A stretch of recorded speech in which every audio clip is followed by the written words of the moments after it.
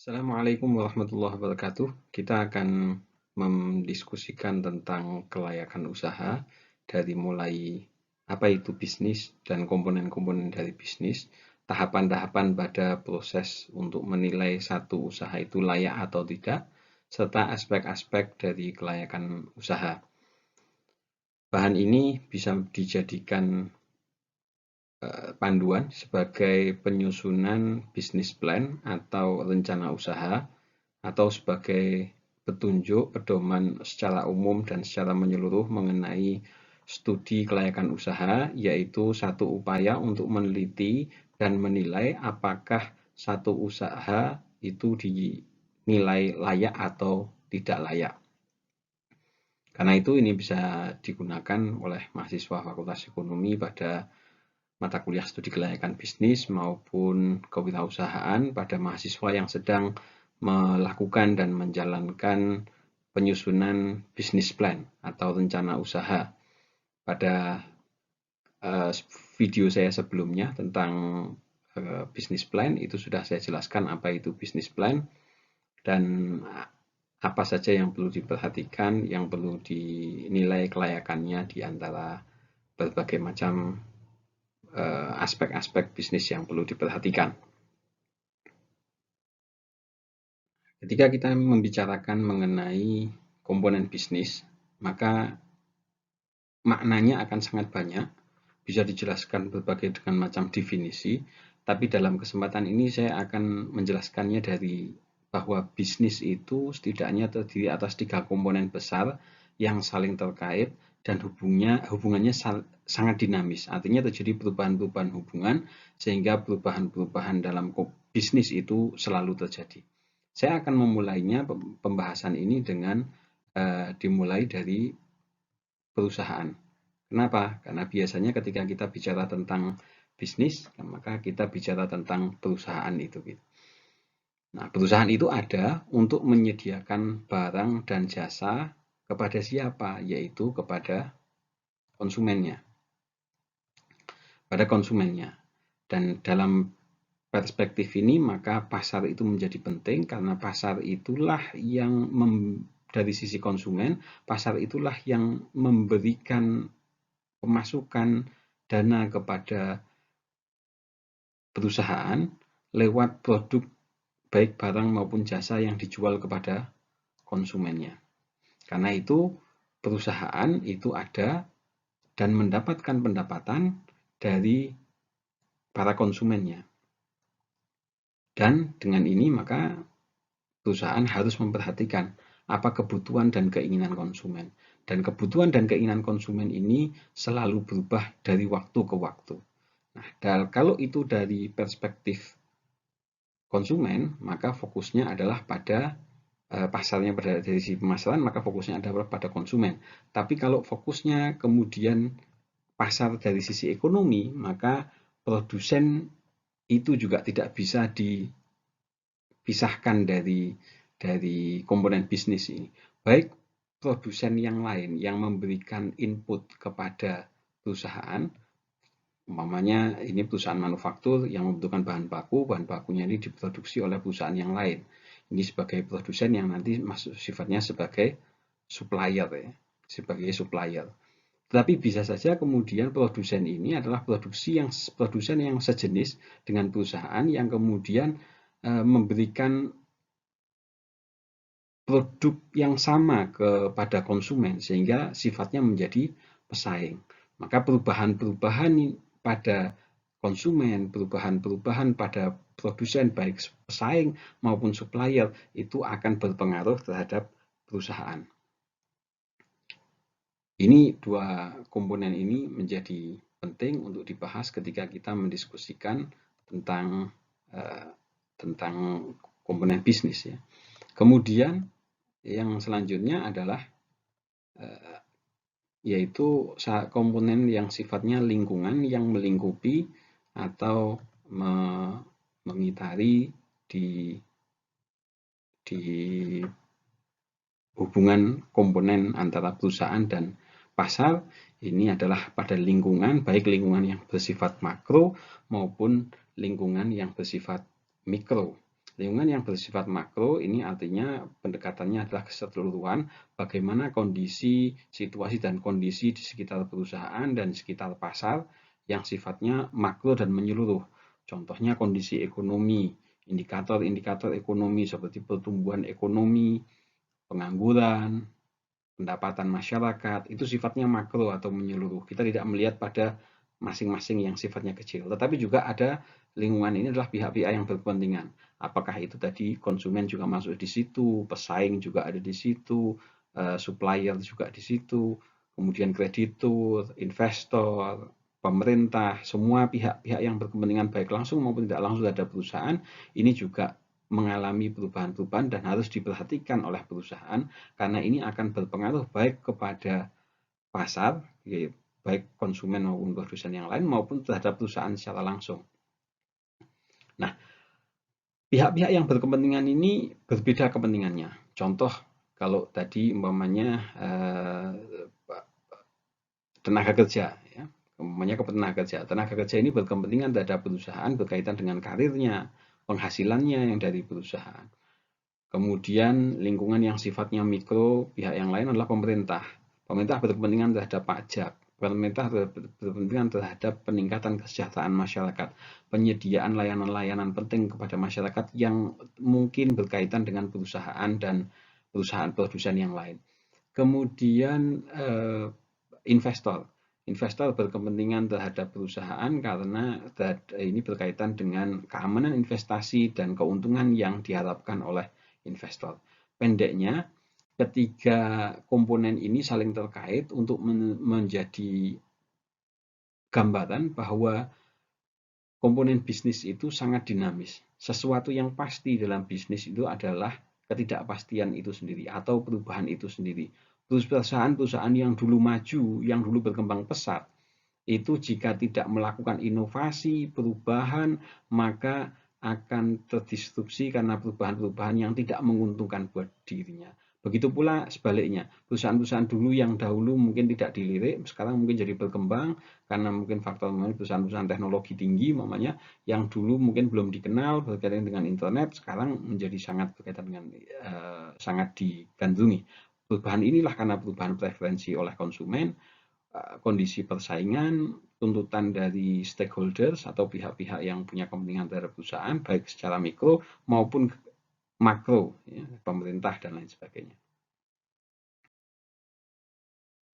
Bagaimana menilai bahwa usaha itu atau bisnis yang dilakukan oleh perusahaan itu layak atau tidak layak? Maka ini bisa kita lihat dan kita ringkas menjadi 3 perspektif utama. Yang pertama adalah dilihat dari marketnya. Kalau dilihat dari market, dari pasar, maka yang kita perhatikan adalah sisi konsumennya. Bahwa bisnis atau usaha yang akan dilakukan ini, itu ada pasarnya. Artinya ada konsumen, dan konsumen ini yang kemudian membeli produk, barang, dan jasa yang dihasilkan oleh perusahaan, sehingga perusahaan menghasilkan pendapatan. Maka inilah faktor pertama dulu ini. Ada pasarnya atau tidak, ada konsumennya atau tidak. Karena konsumen ini yang memberikan pendapatan buat perusahaan. Dan usaha yang layak itu adalah usaha yang dilihat menarik, ada kemenarikan, ya, baik dalam jangka pendek maupun jangka panjang, serta ada keunggulan dibanding produk yang sudah ada. Artinya produk yang sudah ada ini dibandingkan yang sudah ada, apa nilai lebihnya, apa value added-nya, apa nilai tambahnya.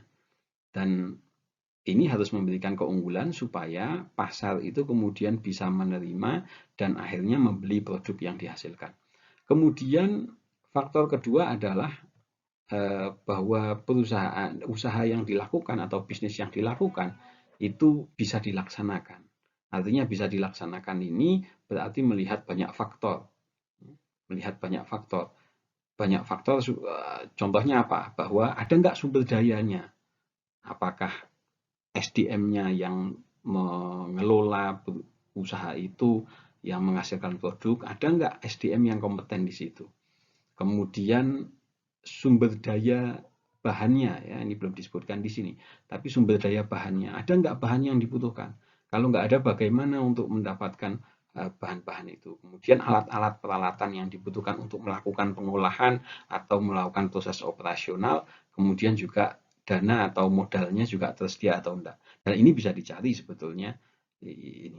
Dan yang selanjutnya usaha itu bisa dilaksanakan ketika artinya tidak tertolak. Tidak tertolak oleh apa? Oleh sistem hukum atau norma masyarakat. Tidak bahwa bisnis itu ada konsumennya, tapi kalau melanggar hukum dan melanggar norma masyarakat, maka dia akan tertolak atau tidak layak secara hukum maupun secara norma kemasyarakatan. Ini menjadi aspek sosial dan ekonomi. Selanjutnya adalah aspek profit. Usaha, bisnis itu umumnya dilakukan, diadakan, didirikan untuk menghasilkan keuntungan bagi pendirinya. Keuntungan ini bisa didapat ketika ya tadi ada pendapatan yang diberikan oleh konsumen yang memberikan ini. Maka ini saling berkaitan sebenarnya. Potensi ini bisa dilakukan ketika kemudian bisnis itu dijalankan dan dilaksanakan sehingga nanti akhirnya memberikan keuntungan bagi perusahaan. Nah, keuntungan ini didapat dan mereka akan mau membeli ketika ada nilai tambah atau value added. Dan nilai tambah ini diperlukan untuk keberlanjutan. Sehingga nanti ketika kita bicara bisnis yang tidak, ini asumsinya kita bicara adalah bisnis yang didirikan untuk mendapatkan laba, tujuannya adalah mendapatkan laba atau profit. Tapi ada juga nanti yang disebut dengan social business, yang fokusnya adalah untuk memberikan nilai tambah untuk keberlanjutan. Contohnya apa? Contohnya umpamanya sekolah, pendidikan. Itu tidak dibuat secara umum ya, secara umum tidak dibuat untuk mencari laba, tetapi laba ini diperlukan untuk memberikan nilai tambah untuk supaya pendidikannya ini lebih besar, lebih berkembang di kemudian hari. Karena kalau tidak menguntungkan dan memberikan nilai tambah, maka kemudian biasanya tidak memberikan keberlanjutan sebagaimana yang seharusnya diinginkan. Nah, ada beberapa tahapan ketika kita bicara tentang kelayakan usaha. Nah, ini dimulai dari ide dulu ya. Dimulai dari ide dulu. Ide itu sifatnya ide baru. Artinya ide baru ini berarti usahanya belum ada, kemudian diadakan. Mau bikin usaha baru, apotek baru, atau membuat produk baru. Itu sifatnya adalah usaha yang baru, belum ada, perusahaannya belum ada, dan kemudian didirikan. Atau juga bisa ide itu ide pengembangan. Mungkin perusahaannya sudah ada, tapi kemudian mau dikembangkan, mau buka cabang, mau bikin produk baru, atau variasi-variasi dari berbagai macam produk baru. Atau kemudian ide bisnis ini adalah ide bisnis atau ide usaha untuk mengevaluasi bisnis yang sudah ada. Evaluasi itu artinya bisnisnya sudah ada, tapi kemudian dilakukan penilaian untuk apakah ini sebaiknya itu diteruskan atau dihentikan, atau apa yang harus dilakukan sehingga bisnis ini tidak seperti yang diharapkan biasanya. Evaluasi biasanya dilakukan untuk memberikan penilaian dan ketika kemudian ada masalah. Nah, ide itu dianggap bagus ketika yang pertama tadi berkaitan dengan konsumen, yaitu ada kebutuhan pasarnya. Pasar itu membutuhkan produk itu. Ketika ada kebutuhan dan keinginan pasar itu, maka ini menjadi satu ide, ini menjadi kemungkinan akan menjadi layak. Yang kedua adalah memberikan nilai lebih yang sudah ada, kemudian yang disediakan oleh produk baru ini nilai lebihnya dibandingkan yang sudah ada ini apa, sehingga pasar akan mengambil ini sebagai sebuah kesempatan untuk ini. Kemudian adalah harga yang kompetitif, artinya penjualannya ini bisa dijangkau oleh masyarakat yang sesuai dengan pasar yang ditargetkan. Kemudian yang kedua, tahapan kedua adalah dari ide ini, maka kemudian dilakukan riset. Untuk apa itu riset? Riset ini dari dua kata, re dan search. Research kan itu. Research, search itu mencari, itu kembali. Mencari kembali mengenai apa yang diinginkan, yaitu ini dalam rangka mendapatkan data dan informasi. Data dan informasi untuk apa? Untuk nanti kemudian melakukan evaluasi, penilaian, kelayakan. Nah, data yang diinformasi terkait ini adalah data informasi terkait dengan pasarnya, ya, konsumen dan produsen yang menyediakan barangnya, kemudian aspek teknisnya atau aspek operasionalnya, kemudian aspek SDM-nya, aspek manajemennya, dan aspek keuangan atau permodalan untuk membiayai bisnis ini. Artinya perlu dicari data dan informasi yang relevan untuk kalau ide ini dilaksanakan, itu dari sisi data dan informasinya nanti bisa dinilai layak atau tidak layak, yaitu melalui proses yang disebut dengan evaluasi. Dari data dan informasi ini dievaluasi untuk menilai dengan dasar dan standar tertentu. Artinya contoh, kalau dari sisi pasar, konsumen yang dibutuhkan adalah sekian dengan harga sekian, maka akan menghasilkan pendapatan sekian.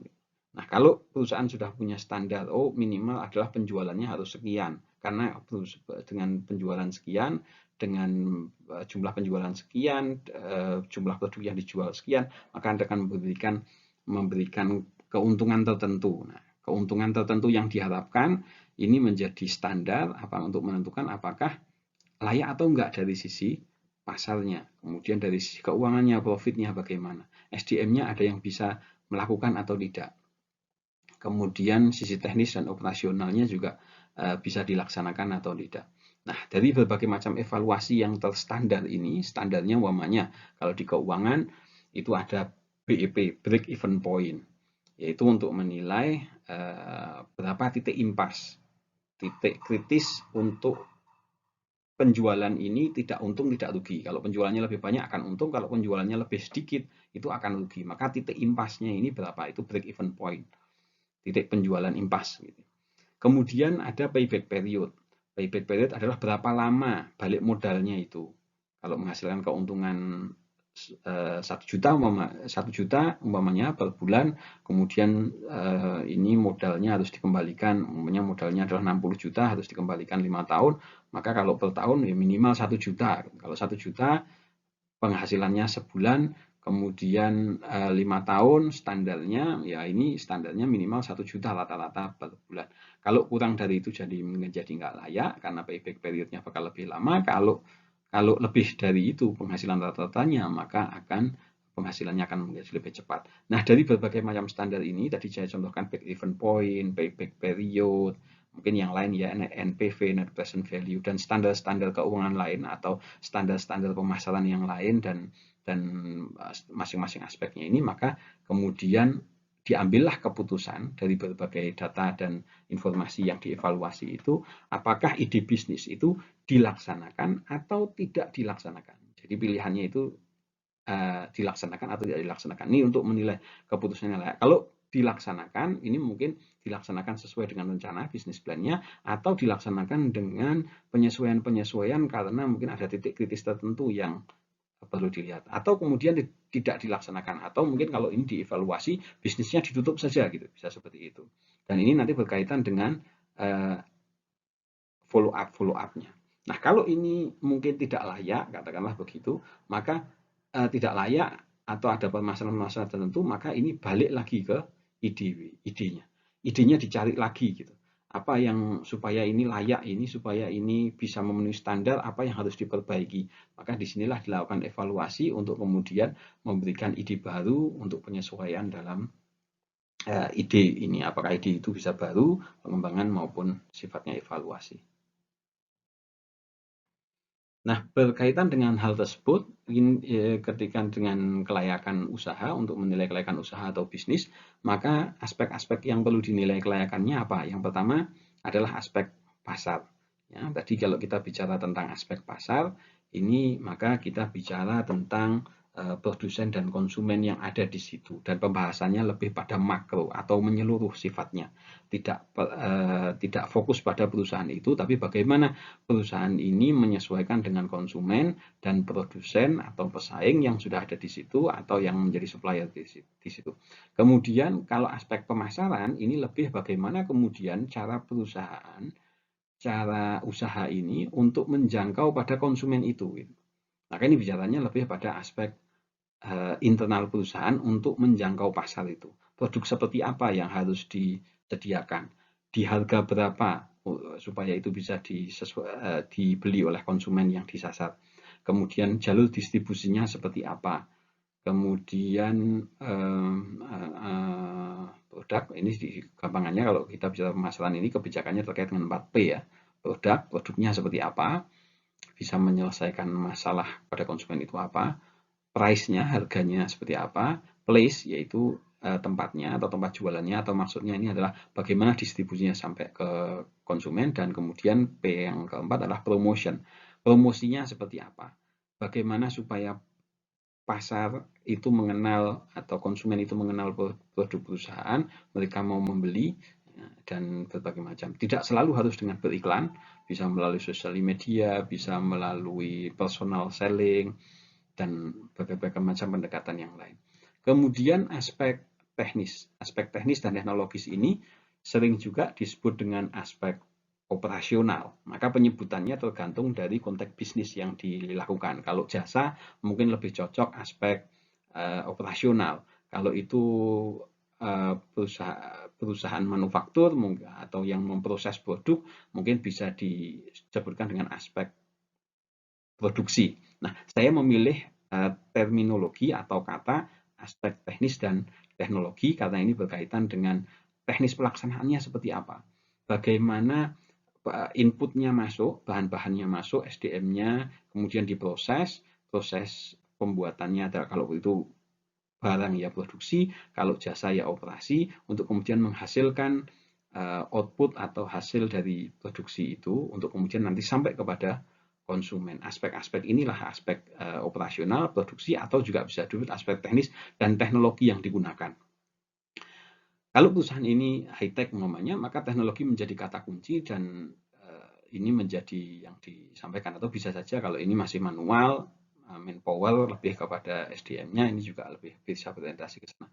Yang ketiga adalah selanjutnya aspek kelayakan dari sisi manajemen dan aspek kelayakan dari sisi SDM. Kadang-kadang ini dipisah, tapi saya memilih untuk menggabungkan. Kenapa? Karena SDM itu ya kaitannya dengan bagaimana sistem manajerial yang ada di situ, mulai dari perencanaan, pengorganisasian, pelaksanaan, dan evaluasi atau pengendalian yang ada di situ. Dan SDM apa yang dibutuhkan, organisasi yang seperti apa yang dibutuhkan, ini berkaitan dengan kelayakan dari sisi manajemen dan SDM. Selanjutnya adalah aspek keuangan. Kalau kita bicara keuangan, maka kita bicara dari mana sumber dananya, kemudian berapa kebutuhannya. Yang pertama, berapa kebutuhannya dulu ya, untuk apa saja, berapa kebutuhannya, kemudian dari mana sumbernya, dan kemudian ketika proses ini berjalan berapa pendapatannya, dan ketika ada pendapatan, ada aktivitas, kemudian timbullah komponen biaya-biaya. Maka pendapatan dikurangi biaya itu akan menjadi profit, dan inilah tujuan dari perusahaan pada khususnya, pada umumnya adalah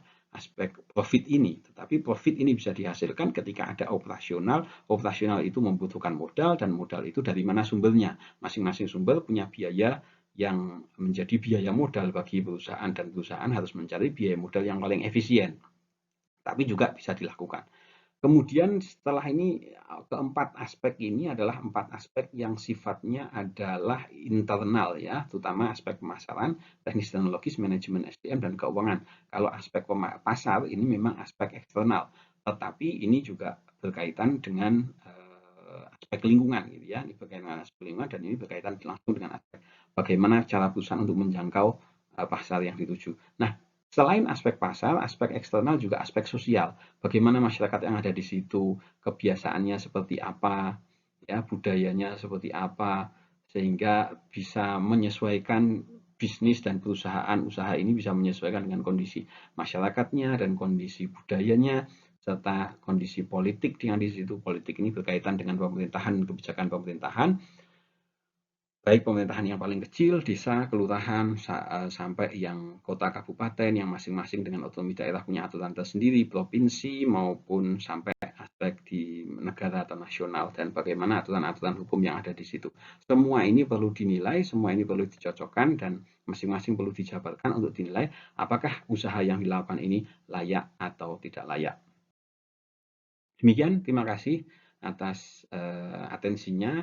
Silahkan menyusun bisnis plan, studi kelayakan usaha, dan melakukan studi kelayakan usaha, karena bisnis plan yang baik adalah yang disusun untuk kemudian dilakukan karena memang sudah dinilai layak atau tidak.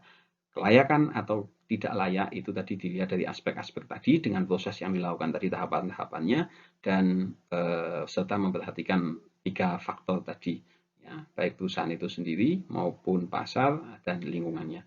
Demikian, terima kasih. Silahkan subscribe, like, dan share jika bermanfaat. Silahkan kalau ada komentar, saran, dan masukan pertanyaan bisa disampaikan di kolom komentar. Sekian, terima kasih. Wassalamualaikum warahmatullahi wabarakatuh.